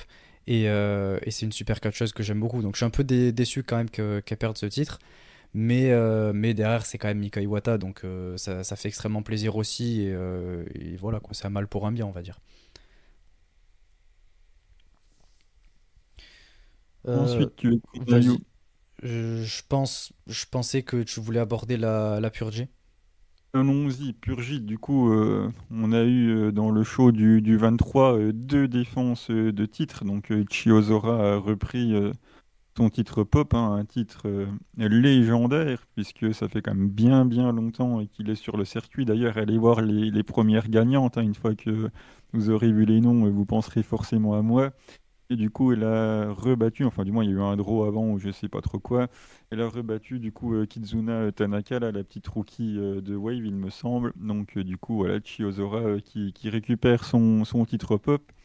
Et en main event, on avait un gros match avec Anako Nakamori qui défendait contre Kao Kobayashi avec une victoire du coup de Hanako Nakamori. Donc voilà, j'ai pas encore vu ça, mais le match devait être top. Et Hanako Nakamori qui conserve, c'est pas étonnant, c'est l'ace de la purgie. Donc voilà, c'est un petit show qui devait être sympa. En plus, il y avait Makoto sur le show, donc ça régale. Oh, Euh, ouais, non, franchement, ça me hype pas de ouf, quoi. Tu me dis Makoto, j'ai pas vraiment envie d'aller voir le show, quoi. Et ensuite, on a eu une petite annonce. C'est pas exactement fait par Stardom, mais je crois, enfin, en tout cas, ça a été, ce sera dans tous les cas en collaboration avec Stardom. Mais c'est Waka Tsukiyama qui va avoir son propre show. Elle va nous booker un show. Et en fait, pour l'instant, elle nous a fait un show avec trois matchs.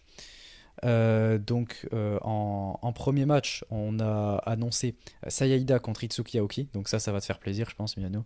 Bah, il y a Itsuki Aoki, ouais. Après, contre, si, contre Saïda, ça va être cool. Ça va se rentrer un peu dedans. Donc ça va être sympa. Ouais, moi je trouve ça intéressant en vrai, pourquoi pas, surtout pour un opener. Après, bon, là c'est un peu moins la joie. On a Anan et Wakatsukiyama contre Yoko Sakurai et Yuna Mizumori. J'aime bien aimer les quatre, enfin, Waka, bon, voilà. J'aime bien aimer les trois. Mais en fait, il y a zéro hype pour le match, quoi. Et toutes ensemble, l'une face à l'autre, ça m'hype pas du tout, quoi. Je suis désolé, mais c'est pas ça qui me vend du rêve, quoi. Bah, disons que moi non plus. Mais bon, pourquoi pas? Mais après, on a un main event qui. En vrai, je suis un peu mitigé. Je suis un peu mitigé. On a Miyoki Takase et Amisure contre Maika et Haruka Umezaki et qui est Chochotan. Donc là, je suis content. Là, ça me fait plaisir. Il y a Haruka qui est là. Donc ça va régaler. Elle va nous mettre des petits dropkicks et elle va nous transmettre sa positivité et son fighting spirit. Donc ça me régale. C'est juste qu'elle est avec Maika. Donc voilà quoi. Et Miyoki Takase, je l'aime bien. Mais avec Amisure, ça va être compliqué, quoi. Donc pourquoi est-ce qu'on n'a pas Luminous ensemble? Miyuki et Haruka ensemble contre Maika et Amisure, là ça a de la gueule, là ça donne envie, quoi.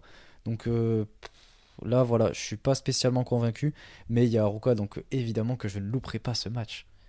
Bah, heureusement qu'il y a Miyuki Takase qui va me sauver le truc, quoi, parce que j'ai absolument aucun intérêt dans les trois autres. Donc, du coup, merci Miyuki de me sauver le truc. Et de toute façon, ce qui m'a hype le plus dans le show, c'est que ça va être annoncé par Shuo Tomiyama, quoi. C'est même pas les matchs, donc c'est dire. Et on aura des commentaires anglais d'ailleurs par la légende High Speed Momokogo. Donc franchement, ça va être assez intéressant, je pense.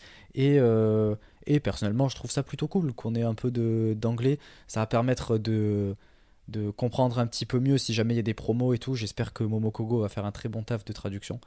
Et ouais, je trouve ça sympa. Moi, l'anglais sur un produit japonais, ça me gave. Donc, bon, bah, de toute façon, s'il y a que ça, j'y prendrai. Mais moi, quand je regarde du japonais, je veux entendre aussi du japonais. Donc, si on va me dire, oui, mais les promos, oui, bah, tu ouvres Twitter 2 heures après le show et puis t'as les trades, quoi. Ouais, ça Ou dépend, même hein. sur le World, ils Puis vu la traduisent directement. traduction, Non, mais je veux dire, les catcheuses, elles font un truc, elles mettent un tweet, voilà, tu vas sur DeepL et ça suffit pour comprendre, hein. Généralement, c'est oui, j'ai gagné, merci d'être venu, ouin, ouin, ouin, et c'est bon, quoi. oh, oh, oh, oh, oh, oh, oh, oh, oh, oh, oh. Doucement sur les promos quand même. Moi j'aime bien entendre ça. Ils disent ouais, j'ai gagné, j'ai remporté, ça fait plaisir, tu vois. Elles y mettent du cœur, elles sont heureuses de remporter. Surtout en plus là, si c'est Haruka qui va gagner, elle va se donner, je pense. À défaut de se donner sur le ring. Oh, oh, elle se donne sur le ring, attends. T'as vu ses dropkicks? J'ai surtout L'amplitude vu qu'elle y son met. match, j'ai surtout vu son match Wonder contre Sayaka, ouais. Je Bon, cherche il était encore pourquoi sympa, il était là, d'ailleurs. pour me faire plaisir, je pense. Hmm, ouais. Et après, on va passer au gros morceau de cette partie, je pense. Ah, oui. Écoute, on va parler de Sukeban. Miyano, je vais te laisser en parler, puisque moi, honnêtement, même le show, j'ai juste vu quelques trucs passer, quoi. Donc, Bah, le show, je l'ai regardé. Il est trouvable légalement sur YouTube, hein. Ils se sont enfin décidés à le faire ailleurs que sur. De le mettre ailleurs que exclusivement sur TikTok. Donc, bon, c'est bon, déjà, quand on me dit TikTok, j'ai déjà envie de me pendre. Mais alors là, en plus. On va dire que, en gros, le produit, ouais, je vais expliquer rapidement le produit. Voilà, ils ont pris de l'Indie Joshi, en gros, avec les trois de Seedling. Donc, en gros, si je regarde, bah, c'est parce qu'il y a les trois de Seedling, puisque le produit n'est clairement pas pour moi, mais ça, vous y attendez quand vous savez plutôt à peu près ce que j'aime dans le catch, bah, clairement, ça ne correspond pas. En gros, ils ont changé les noms des catcheuses pour leur donner on va dire, des tenues et des gimmicks vraiment particulières, avec même certaines tenues qui sont clairement pas adaptées pour catcher correctement. Donc voilà, on a aussi une histoire d'animé. Voilà, il y a une production en forme de dessin animé qui est censée venir nous teaser un petit peu tout ça. Ça fonctionne, on va dire, par guerre de clans. Voilà. avec des clans de face, des clans de heal, avec quelques-unes qui n'ont pas de clan pour l'instant. Donc voilà, elles viennent avec leur tenue spécifique, hein, leur tenue qui a été faite pour l'occasion, avec malheureusement certaines qu'il faudrait un petit peu revoir. Donc voilà, c'est du catch qui est extrêmement gimmické, qui est centré autour des gimmicks et autour des personnages. Il y a très très peu de work rate, hein. Il faut clairement pas regarder ça si vous voulez voir du work rate. La chose positive qu'on peut y trouver, c'est que certains vont trouver ça fun. Voilà, ouais, c'est assez fun. Après, le résultat en lui-même, c'est pas très intéressant. Voilà, l'opener, c'est uniquement de la comédie. On a par exemple la Bingo, le personnage de Hiroyo Matsumoto, sa gimmick, on dirait Monsieur Mime, quoi. Donc bon, c'est pas non plus très très intéressant. Ensuite, on a Konami qui est annoncé en X dans un match à 3. Enfin, je suis désolé, le match à 3 il est pas intéressant. Mais bon, encore une fois, on se focalise sur les gimmicks et pas sur ce qui se passe sur le ring. Ensuite, on a là, un match qui a buzzé là, avec Stray Cat, là, donc la fameuse gimmick du chant en latex, là, c'est très rigolo, hein, qui est porté par Tomoka Inaba. Voilà. Bon, j'ai vu le match, je suis désolé, à part un très beau coup de pied, il n'y a rien. Le finish, c'est censé être un buzzo kick, il finit dans les côtes. Voilà, clairement, on prend aucun risque. On a un semi avec une équipe que j'adore, Risa Serra et Arisa Nakajima, du coup, dans leur gimmick Sukeban, contre une équipe de face. Donc, c'est du work à l'ancienne, hein. On prend une chaîne quand l'arbitre voit pas. Bon, voilà, enfin, il n'y a pas de work rate non plus, hein, pour ainsi dire. Arisa Nakajima, il a fait un missile dropkick et une cutie spéciale pour finir, hein. Il a fait que ça. Donc, quand vous connaissez Arisa Nakajima, voilà, au niveau du work rate, là, on rigole, hein. Donc, encore une fois, c'est centré sur les gimmicks. Et un main event, ça, Unagi contre Saori. Bon, au moins, on voit pas que Unagi a pas beaucoup de work rate, hein, vu que c'est pas centralisé là-dessus, avec une victoire de Unagi, voilà. C'était fun, voilà, pour ceux qui aiment les délires un petit peu comédie, les gimmicks qui ont très ancré dans les personnages, ils vont s'y retrouver sans aucun souci. Pour les autres, je pense que ça va être un peu plus compliqué. En termes de production, visiblement, c'était pas fou, mais je suis pas un spécialiste de ce domaine-là, je te laisserai en parler, toi, plus spécialement. Moi, ça m'a pas choqué, mais visiblement, tout le monde a gueulé, donc ça devait pas être ouf. Quel résumé. Déjà, je voulais juste apporter une petite précision que tu n'avais pas mentionnée, que je trouvais quand même intéressante, parce que c'est l'identité même du produit. C'est déjà la signification de Sukeban. C'est que c'est un terme japonais qui apparemment est utilisé pour désigner des gangs de jeunes adolescentes. Et c'est aussi apparemment un peu l'équivalent féminin du terme bancho, qui apparemment désignait les gangs, les délinquants, etc., qui étaient exclusivement masculins et qui acceptaient aucune femme dans leur rang. Donc là, c'est l'inverse du coup. Donc ça, du coup, en fait, ça représente parfaitement en fait l'identité du produit, ce qu'ils cherchent à nous mettre en avant et tout ce qu'ils ont produit à travers leurs vidéos sur les réseaux sociaux, etc. Et du coup, ouais, ça me permet d'aborder assez rapidement la partie production. Euh, D'ailleurs, Vas-y. excuse-moi, j'ai oublié de dire qu'en plus de ça, ils avaient le botché le finish du main event, qui a l'arbitre qui compte 3 qui compte 3. Visiblement, ça continue, donc Unagi refait un roll-up derrière pour refaire un nouveau compte de 3, donc ça crée un petit peu d'incompréhension dans le match. Donc voilà, même la fin du main event, dans un premier show qui est botché, c'est pas ouf, quoi. Ouais, il y a beaucoup de choses qui allaient pas. Déjà, j'en avais déjà parlé, mais rien que le fait de faire ça sur TikTok, je comprends absolument pas l'intérêt. J'ai pas TikTok, donc déjà, je pouvais même pas regarder le show.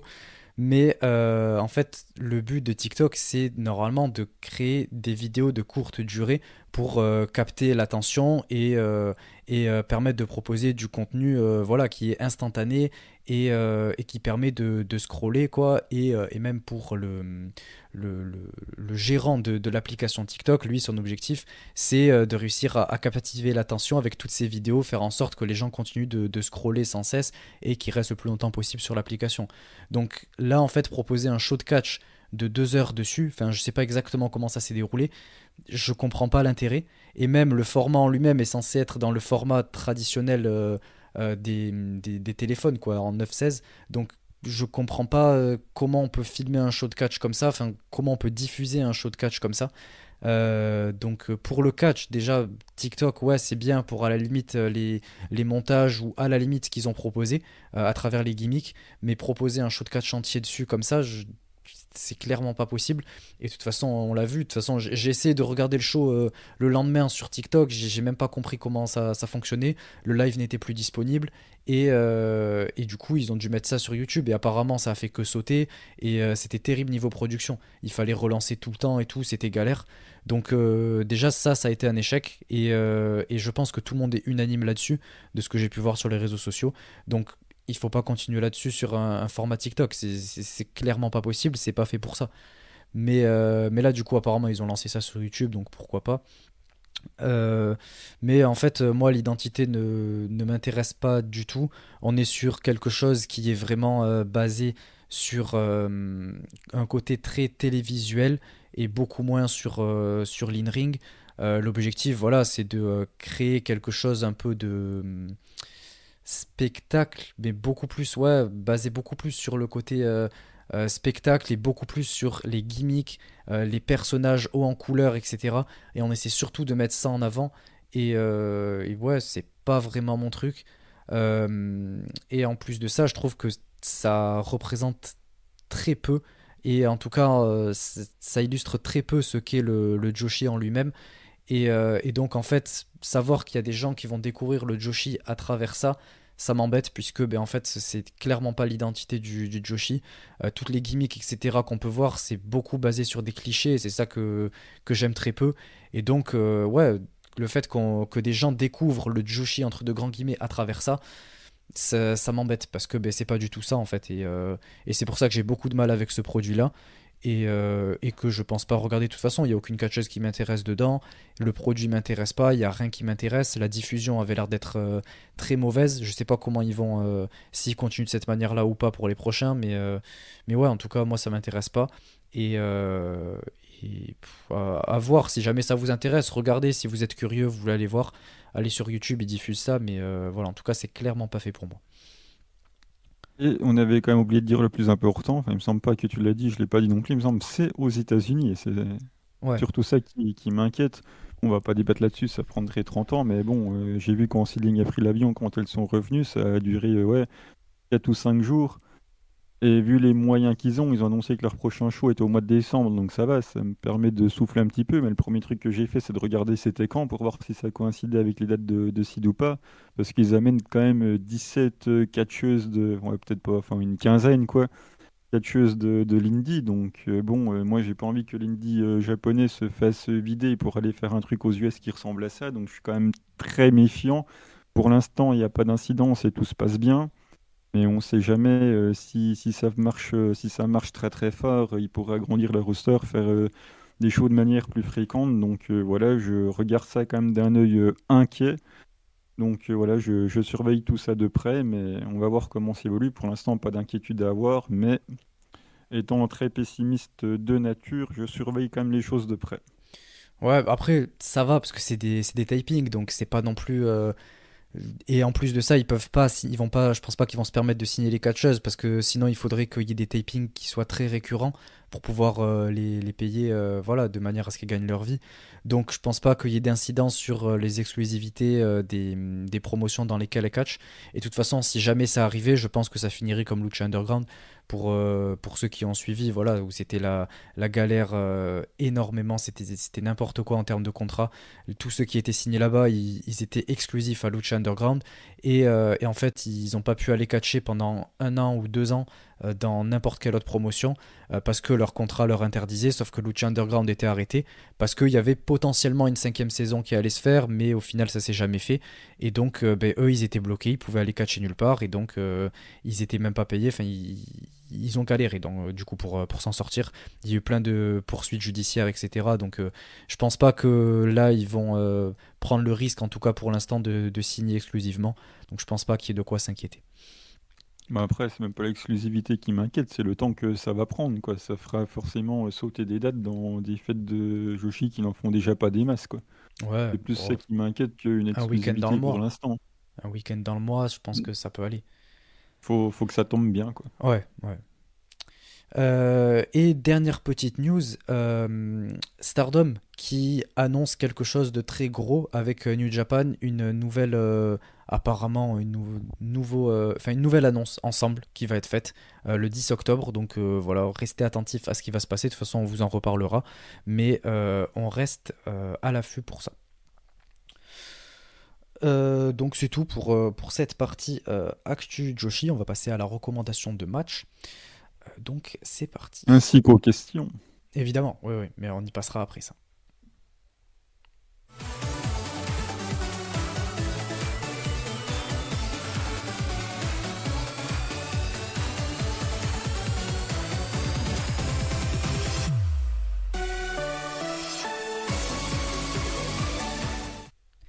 Donc pour cette recommandation de match, comme on l'a dit dans l'intro, on a demandé à tous les abonnés au Patreon de nous soumettre un match, une recommandation de match, un match qu'ils voulaient partager avec les auditeurs. Donc voilà, pour tous ceux qui sont abonnés au Patreon, c'est l'occasion, si jamais vous voulez nous faire découvrir un match, que ce soit de Stardom, Seedling ou de n'importe quelle autre promotion, puisque on a récemment par exemple fait une réaction live de chez Sendai. Si jamais vous voulez nous proposer un match d'une autre promotion de Joshi, c'est avec grand plaisir. Et on espère en tout cas que ce concept vous plaira.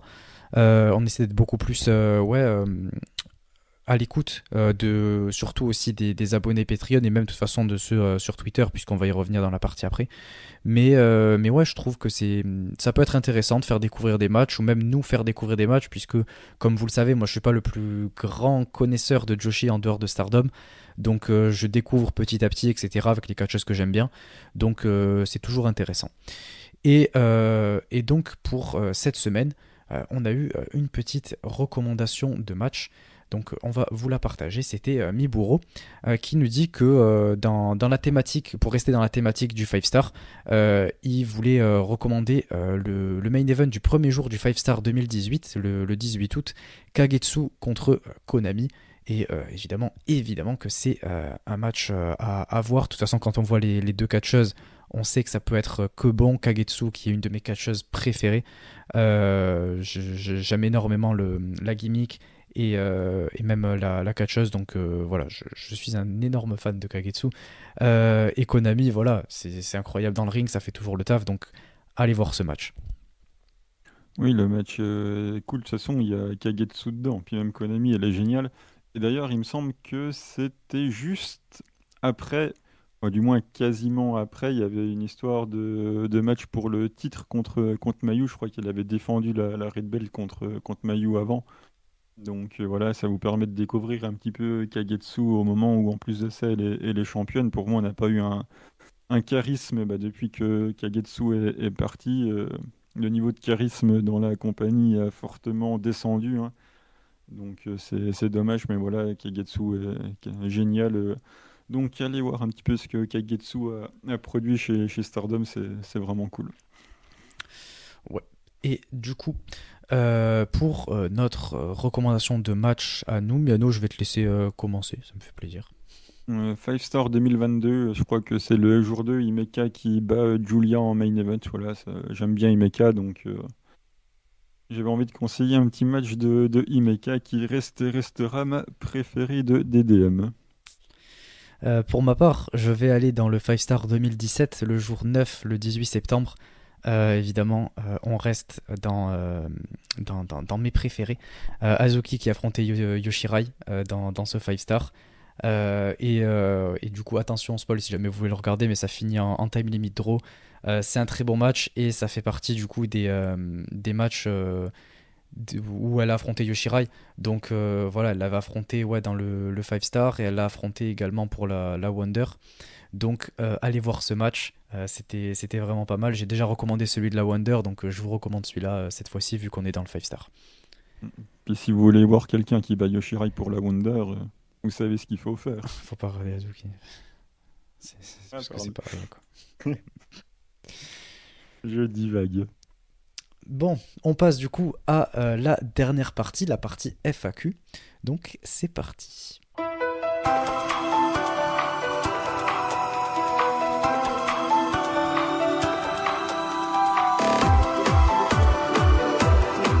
Je le rappelle, À partir de maintenant, on va essayer, enfin, on va vous poster un tweet toutes les semaines en vous disant que vous pouvez nous poser les questions que vous souhaitez jusqu'à un jour et une heure particulière.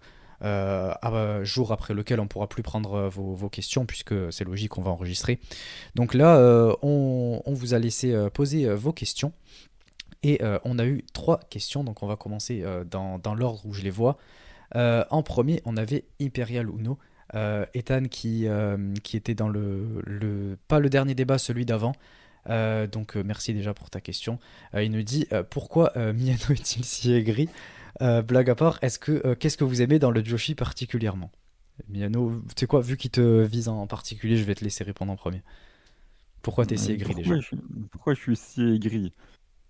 La définition d'aigri, c'est que les déceptions ont rendu irritable. Et ça fait au moins 3 ans que je suis déçu avec le booking de Stardom, donc automatiquement, l'aigreur est arrivée au fur et à mesure des déceptions qui se sont succédées. Ensuite, qu'est-ce que vous aimez dans le Joshi particulièrement?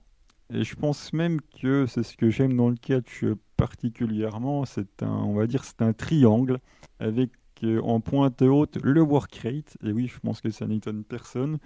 Donc voilà, le work rate en pointe haute, mais qui vient venir rendre service à des storylines qui sont particulièrement bien écrites. Donc ça, c'est la pointe basse du triangle. Et pour compléter le triangle, la deuxième pointe basse, c'est justement les personnages et la gimmick. Donc moi, j'ai besoin principalement de work rate, mais il faut que ce work rate il soit utile, donc il faut qu'il soit accompagné de storylines bien écrites, et il faut que ces storylines bien écrites soient adaptées à la personnalité et au personnage de la catcheuse ou du catcheuse en question.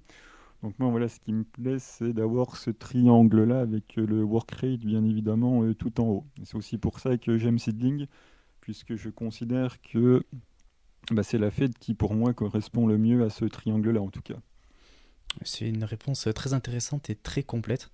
Je pense pas que je ferai aussi bien, mais j'ai une réponse vraiment différente, puisque moi, le work rate, c'est pas spécialement ce que je recherche en premier, évidemment que c'est important, mais moi, je pense, vous vous en doutez, la chose que j'aime le plus, c'est avant tout les émotions. En fait, j'ai besoin de ressentir ces choses-là à travers du coup ces confrontations dans le ring. Je trouve que l'aspect sportif vient décupler les émotions que les catcheurs et les catcheuses peuvent véhiculer. Et surtout encore plus dans le Joshi, je trouve que c'est quelque chose où les émotions sont encore plus décuplées. En fait, c'est pour ça aussi que j'aime particulièrement, en tout cas dans le catch en général, le Joshi et le Deathmatch, parce que c'est les deux choses qui, à mes yeux, véhiculent le plus de choses. Je ressens beaucoup plus les émotions des catcheuses Joshi que dans n'importe quelle autre compagnie ou n'importe quel autre match que je peux regarder. Leur manière de vendre que ce soit les storylines ou les coups, etc., les expressions faciales et tout, je trouve que elles y mettent beaucoup plus de cœur et c'est quelque chose qui paraît beaucoup plus, entre guillemets, sincère, au-delà de simplement l'acting. On sent que, en tout cas, j'arrive à ressentir beaucoup plus ces choses-là. Et je trouve que c'est, ouais, comme je l'ai dit, décuplé dans tout ce qui est Joshi. Donc c'est pour ça que particulièrement, je trouve que le Joshi est super à regarder. Puisque ouais, je trouve qu'elle véhicule ses émotions beaucoup plus facilement et évidemment qu'après derrière les gimmicks permettent par la suite de créer de belles storylines qui donc nous amènent à des gros moments et ça aussi c'est quelque chose que je cherche, c'est des gros moments, que ce soit la prise d'une ceinture par exemple ou dans un match un gros spot, quelque chose en fait c'est le fait que ce soit mémorable, que ce soit dans un match ou un spot. Donc voilà, les émotions et le fait que ce soit des moments mémorables en fait. Voilà, c'est ce que je cherche particulièrement dans le catch et c'est ce que j'arrive à trouver à travers les choses que je regarde. Ensuite, une question de Soviet Connection, @lotbroking. Vos 5-6 lutteurs et lutteuses, toute époque, compagnie, continent confondus. Et force pour la suite des podcasts, merci beaucoup, c'est très gentil. Tu commences ou j'attaque? Vas-y, parce que là, j'essaie de réfléchir, mais C'est pas comme si t'avais depuis le 22 septembre pour réfléchir, mais bon. j'ai pas eu le temps du tout. Pour ceux qui le savent, j'ai clairement pas eu le temps. Je suis rentré chez moi à peine hier, et ce matin, du coup, je me suis levé, j'avais tous les trucs que je devais faire, j'ai plein de trucs sur lesquels je dois bosser. J'ai clairement pas eu le temps. Là, je... Et justement, je trouve ça intéressant de le faire à chaud, en fait. Bien rattrapé. Bref, du coup, ben, en fait, on va dire pour les catcheurs masculins, je vais en citer qu'un, clairement. C'est mon catcheur préféré. Voilà, Edge. J'ai pas spécialement d'attache émotionnelle plus particulière envers les autres. Oui, il y en a que j'aime bien, voilà, de la génération NT1 quand j'étais plus jeune, voilà, pour qui forcément j'ai une certaine sympathie, mais de là à dire je les considère comme des héros de quand j'étais plus jeune, j'irai pas jusque-là. Donc en tout cas chez les hommes, je vais me contenter de Edge. Et vu que à la PC aussi, j'ai eu la chance de voir Will Ospreay en live, et vu que j'aime le Warcraft, je pourrais aussi citer Will Ospreay, d'autant plus que je l'ai vu en live. Mais voilà, sinon, j'ai pas d'attache, on va dire, plus ancrée que ça chez les autres, quoi. Même si je les aime bien, mais c'est pas non plus au-delà de ça. En tout cas, chez les masculins, voilà, c'est Edge et Will Ospreay que je citerai. Je te laisse faire les garçons et puis on parlera des filles après. Moi, en fait, j'en ai tellement que c'est assez complexe, mais je pense que du coup, je vais dire surtout ceux qui m'ont marqué ou qui ont vraiment quelque chose qui représente vraiment quelque chose pour moi. Et en premier, je suis obligé de dire, je pense, Drew Parker, qui malheureusement a dû arrêter sa carrière là récemment. C'était sous sa propre volonté, mais voilà, ça a été, c'était dur quand même quand il est parti comme ça. Et toujours, je perds mes catcheurs préférés. Ouais, pour rester dans le masculin, Drew Parker, Will Ospreay évidemment, c'est mon catcheur préféré depuis que je l'ai découvert en 2017. Vraiment, j'adore Will Ospreay. Et après, ouais, des catcheurs qui m'ont vraiment beaucoup marqué. J'ai envie de placer quand même, j'ai envie de placer Kevin Steen, surtout Steen en fait. J'appuie surtout là-dessus parce que c'est un catcheur que j'aime beaucoup et son côté heal, il y a très peu de heal que j'aime beaucoup particulièrement et lui en fait partie. Vraiment, sa manière, son arrogance et tout, il est extrêmement fort, il me fait beaucoup rire et il est très violent et très impactant et c'est ça que j'aime beaucoup. Et après, j'ai envie de finir avec. Parce qu'après, évidemment, j'en ai plein d'autres, etc. Mais avec quelqu'un que, en tout cas, j'apprécie beaucoup et que je respecte au-delà même du catcheur, même la personne, etc. Je pense, je vais quand même faire une petite mention quand même à Tristan Archer, qui est un catcheur que j'aime beaucoup, qui est mon préféré en France et qui est quelqu'un ouais, pour qui j'ai énormément de respect et que ce soit pour ouais, la personne autant que pour tout ce qu'il a accompli et toutes les choses qu'il met en avant. Ouais, j'aime beaucoup Tristan Archer. Ensuite, côté féminin, donc voilà, je vais plutôt partir d'abord sur l'ancienne génération, même s'il y en a encore qui sont en activité dans celle que je vais citer. Donc on va commencer par, en ce qui me concerne, Manami Toyota et Aja Kong. Néanmoins, c'est pas mes préférés de celles que je vais citer, puisque les trois autres que je vais citer, à savoir Mayumi Ozaki, Dynamite Kansai et Kyuchi Suzuki, c'est, on va dire, la période que j'aime le plus dans, on va dire, l'ancien Joshi, à savoir la JWP des débuts des années 90 avec ces trois-là. Voilà, c'est, on va dire, ma fête historique préférée, la JWP, notamment avec cette période-là. Donc, voilà, la dynamique Kansai que je trouve énormément sous-cotée dans les débats avec Mayumi Ozaki et Kyuchi Suzuki. Voilà, cette époque début 90 à la JWP que j'aime particulièrement. Ouais, si tu veux faire un saut côté ancienne. Ancienne, très peu, parce que à part les grandes légendes, et notamment par exemple Bull Nakano que j'aime beaucoup la gimmick et tout, et je la trouve ouais, très haut en couleur pour ainsi dire. Mais, euh, mais voilà, c'est pas non plus plus particulièrement que ça, c'est juste que c'est probablement ma légende du Joshi préférée, je pense, avec Meiko Satomura, parce qu'elle est incroyable.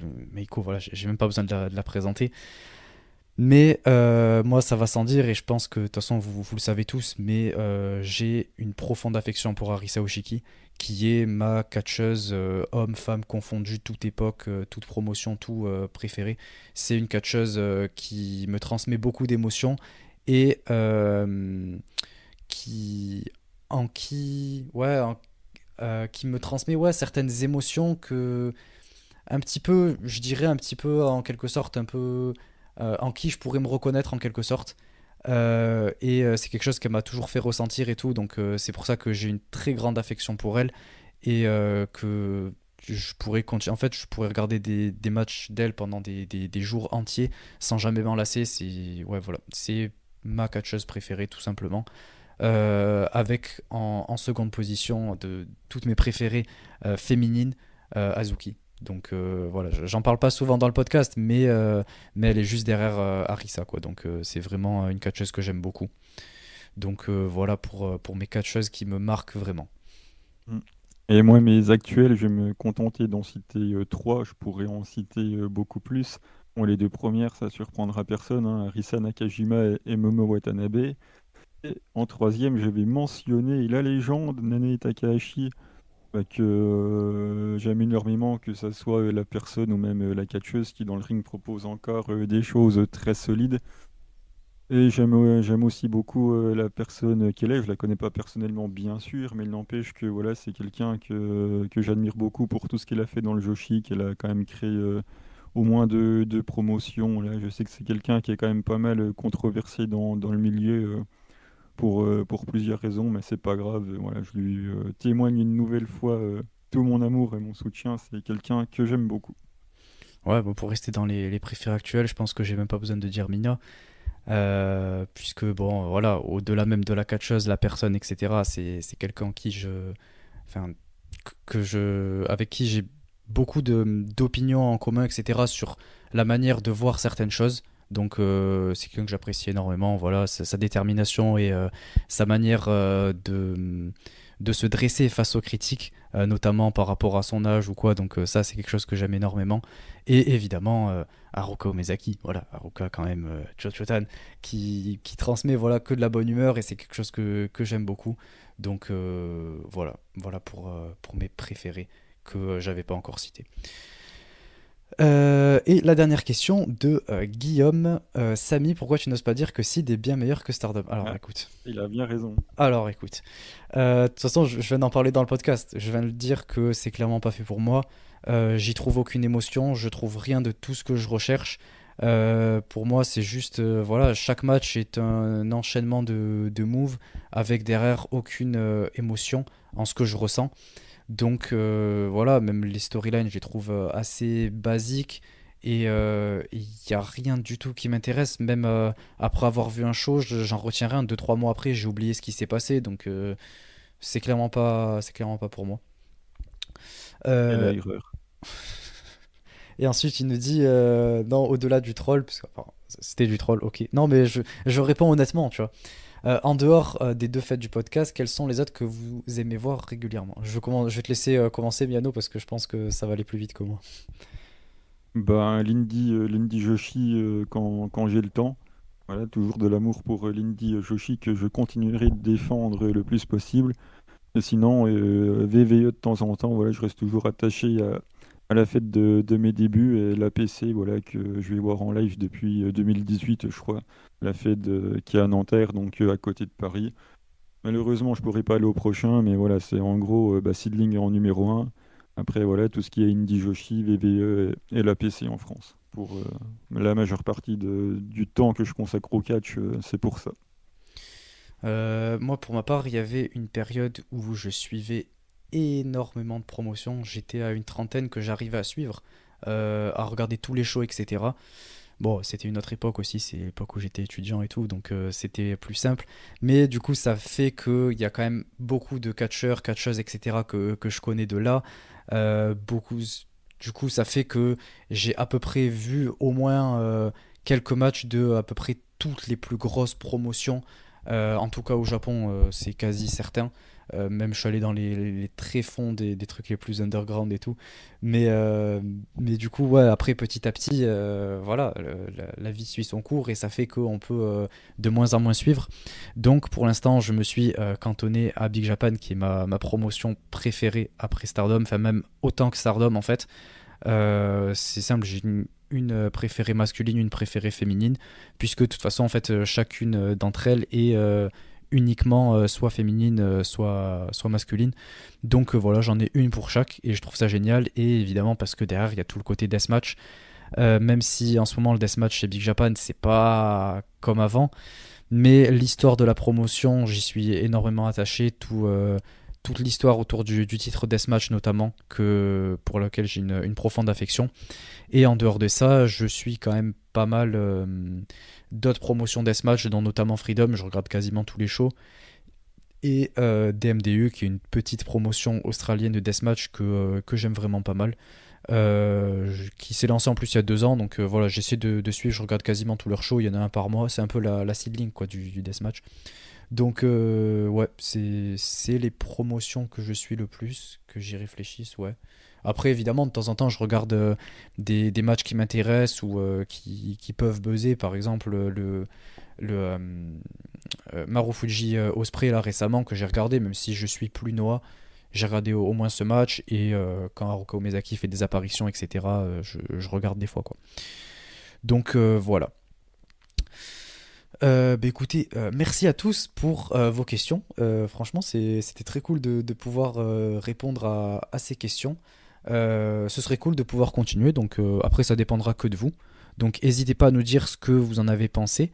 N'hésitez pas à nous dire ce que vous amélioreriez si jamais vous voulez voir d'autres choses ou qu'il y a une rubrique qui vous intéresse pas spécialement. Par exemple, si la recommandation de match ça vous intéresse pas, de nous donner des recommandations de match toutes les semaines, etc. Ou que vous n'êtes pas particulièrement à même de chaque semaine nous recommander un match, n'hésitez pas à nous dire tout ça franchement. Nous, de toute façon, on lit les retours et on fait en fonction, comme toujours, on essaie de proposer le truc le plus qui pourrait le plus vous plaire, puisqu'avant tout, ce podcast il est fait pour vous et pour les fans de Joshi. Donc voilà, on essaie petit à petit de, de changer un peu la structure et de proposer du contenu un peu différent en restant toujours dans la même identité de Stardom et Seedling. Donc voilà. N'hésitez pas à nous dire ce que vous en avez pensé. Et nous, on se retrouve la semaine prochaine. Donc merci à tous. Ciao tout le monde. À bientôt, ciao.